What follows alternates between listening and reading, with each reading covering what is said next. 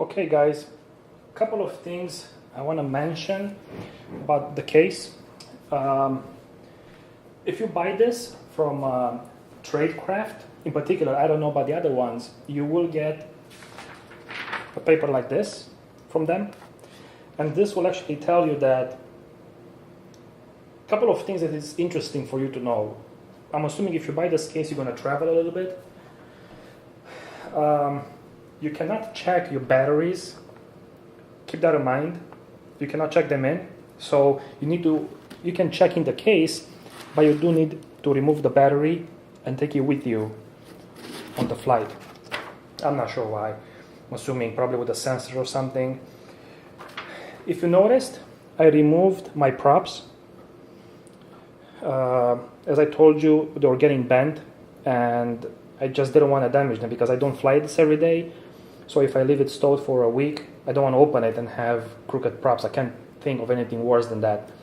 So I put them right here, where you would keep your spares. They're right in here. It's plenty of space for the props and the spare props in there. Also, I discovered this little niche in here. It's actually for the screwdriver. Don't you know that? That was fun. It's good to have. And I have an old charger from a Jawbone Bluetooth that I'm using to carry along to charge the Wi-Fi repeater, because they only give you the cable. They don't actually give you a USB charger. So it's plenty of space in this box for it. And one very important thing. So let me move the camera a little bit here.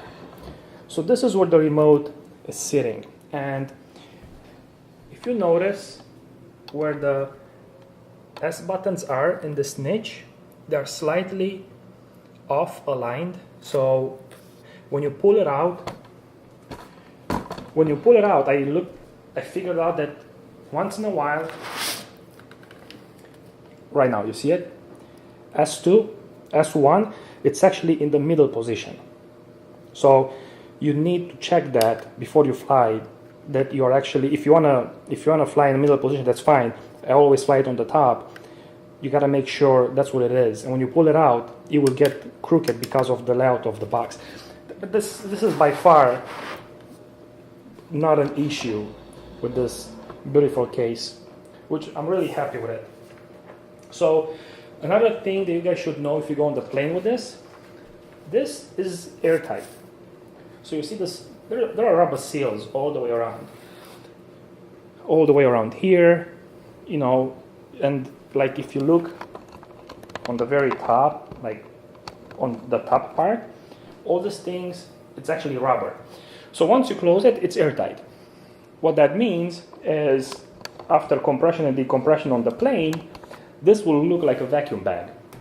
Well, it's not going to be vacuum, but it's going to be all sucked in. So what they recommended is to remove the rubber seals from it, and that way air will circulate from the case into the plane medium. But what I was thinking, I don't plan to put this in water, I don't plan to throw it in the water, I don't plan to swim with it, so I'm just going to puncture a small hole here on the side somewhere, and the air will be able to circulate through there.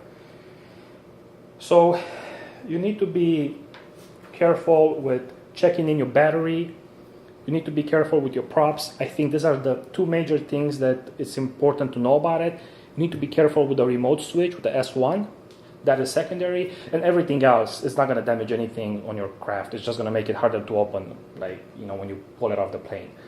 So guys, I hope this is helpful. This case costs a good deal of money. It's $180 plus tax, and I believe I didn't pay shipping. So I didn't pay tax either, actually. It's only $180.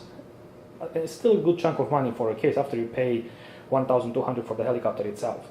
So I was debating if I should buy an extra battery or I should buy the case, and I went with the case. I like to have everything in the same place, and I can carry it easier with me. So I hope this review helped. If you have any questions before you buy it, please comment, and I will make sure I will respond to your comment within 24 hours. Thank you very much, and I hope you enjoy your DJI Vision 2.